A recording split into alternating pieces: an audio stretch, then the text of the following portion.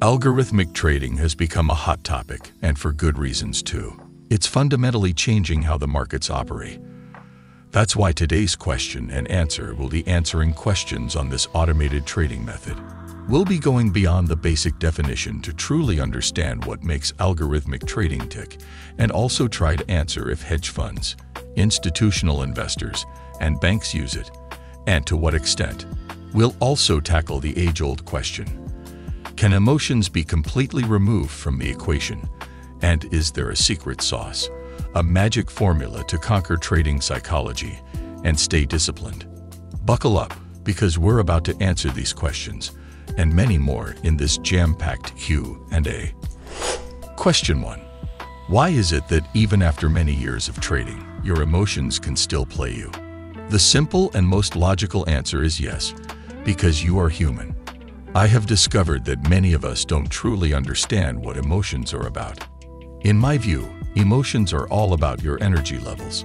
Think of it this way: low energy makes everything sluggish. You feel down, your body language reflects it, and the world seems kind of dull. But when you're buzzing with energy, it's the complete opposite. Everything feels brighter and more exciting. Basically, it's all about the ups and downs of your energy. As an experienced trader, don't you feel excited when you have a winning trade? Of course you do. Same way you don't feel so great when a position goes south. Years of trading experience don't guarantee immunity to emotions. The market's unpredictability, our attachment to money, mental shortcuts, and the solitary nature of trading can all trigger emotional responses that cloud judgments. The good news is that anybody, experienced traders, and even beginners can learn to manage their emotions. You can manage emotions by creating trading rules with attention to risk and reward, and only trading when calm. Trading smaller positions can help you stay calm. In another video, I discussed setting risk limits. I explained how risking only 0.25% to 0.5% of my capital per trade helps me keep my emotions in check. The video will be linked in the description. You should also consider lowering leverage to avoid margin calls. Finally, relax and enjoy the process for better decision-making, because you won't make that money you are looking for in one trade. Question 2. To what extent do hedge funds, institutional investors, and banks use algorithmic trading and high-frequency trading? To answer your question, I would draw reference from a 2018 movie titled The Hummingbird Project. The film is about high-frequency trading and ultra-low latency direct market access. The movie follows a guy named Vincent who has this crazy idea to build a super-fast connection between the stock exchanges in Kansas and New York in order to shave off just a tiny fraction of a second that could mean huge profits. That crazy focus on shaving off milliseconds. That's the essence of algorithmic trading, especially high-frequency trading. These are computer programs that trade like hyperactive squirrels on Red Bull, analyzing data and making decisions way faster than any human could. Hedge funds, big investors, and even banks are all over this.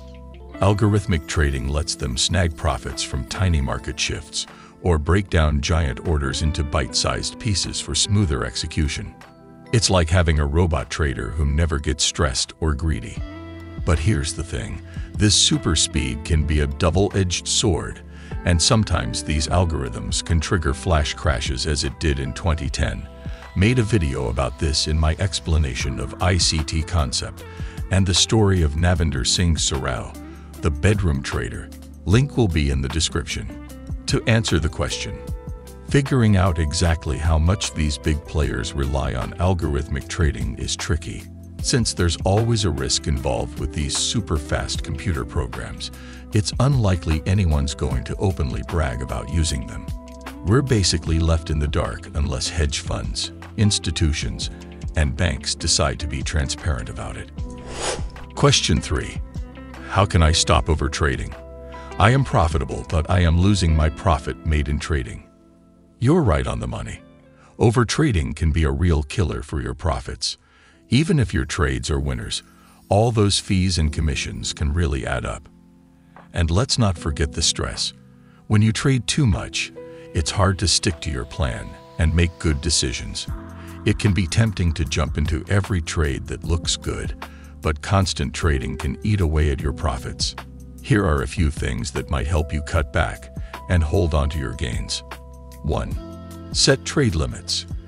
Decide on a maximum number of trades you'll make per day or week and stick to it. This forces you to be more selective and avoid impulsive decisions. 2. Let your trades breathe. Don't micromanage your positions. Once you've entered a trade based on your plan, give it some room to run or lose. Constantly checking and tinkering can lead to bad decisions. 3. Take breaks. Trading can be intense. Step away from the screen for a while to clear your head and avoid emotional decisions based on the market's ups and downs. 4. Review your past trades. Analyze your wins and losses to see if there are any patterns. Are you entering trades too early or holding on to losers for too long? Learning from your mistakes can help you refine your approach. Finally, patience and discipline are key to successful trading. By focusing on quality over quantity, you can improve your chances of keeping those profits you've worked hard for. Question 4. Hack to be disciplined. Hack to tackle psychology. Small tricks you are using after so many years of experience. If you want to start again, what are the few rules you follow to be profitable? This is a fascinating question, and actually it's a topic I'm planning to delve deeper into in a future video. But for now, let's tackle your question about discipline and psychology hacks. The truth is, there aren't any magic shortcuts or hacks. Discipline and mastering your trading psychology are about putting in the work. It's like building a muscle. There's no one-size-fits-all trick, just consistent effort. You have to put in the work to see results. There's no getting around the hard work, but hey, that's what makes it so rewarding. Forget the hacks. Building discipline and managing your mind for trading success is about smart strategies. Set small goals, piggyback new habits onto existing ones, and reward yourself for progress. To master your trading psychology, identify your emotional triggers, replace negative thoughts with positive ones, and think long-term. It's a climb, but with these tools, you'll be well on your way. You can experiment and find what works best for you. Building discipline and managing your psychology takes time and effort, but with consistent practice, you can develop the mental strength to achieve your trading goals. And the question of tricks I use while trading. I don't have any trick. There's no secret sauce to trading. I accept that some trades won't go my way, but that's part of the learning process. Every trade, successful or not, gives me valuable information to improve my decisions in the future.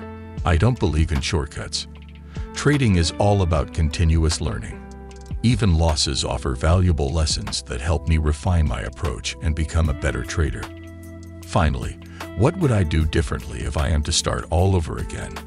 If I am to go back in time, the first thing will be to equip myself with knowledge of the market. I will try out different trading strategies, and the moment I find one that aligns with my ideas and temperament, I'm sticking to it. I will practice without risking real money on demo account. This will be my playground to test strategies, experiment, and learn from mistakes, all with fake money. No real capital at stake, just valuable experience. I will also stick to the higher timeframes and trade just one financial asset and figure out a risk management technique. I will take the lesson that losses are a part of the game, but they're not setbacks. Analyzing my trades, identifying what went wrong, and using that knowledge to improve my approach. I will forget quick wins, making consistency my mantra. I will work on developing a solid, profitable strategy that delivers results over time in the knowledge that that is the real goal. Trading can be emotional, but I won't let fear or greed cloud my judgment. Learning my triggers and developing coping mechanisms will be key to making smart decisions. There will be a detailed video on this very soon. Question 5. Need to know an actual point of interest and exit point. Also discipline to wait till it plays out. There are tons of ways to enter the market. Supply and demand zones, order blocks, fair value gaps, trendline breakout and retest, and so much more. You would have to find what works for you. I made a video about fair value gap. You will find the link in the description. Talking about the discipline to wait it out, I honestly don't think I need to tell you so much about it. I want you to ask yourself about the trades you didn't wait for in the past. What happened? You know the answer. But as an advice to you, the easiest way to trade is to accept that for every trade you take, make sure you accept the risk, win or lose. If you truly accept the risk, you won't be bothered about the outcome, although it must be said that this is only possible if you have faith in your trading system. In the last question and answer video, I touched on where to target for profit, and if that is something that you struggle with, it is highly recommended you watch this video. You will learn a lot from it. Please don't forget to like, share, and subscribe if you are new here. See you in the next one, and thanks for watching.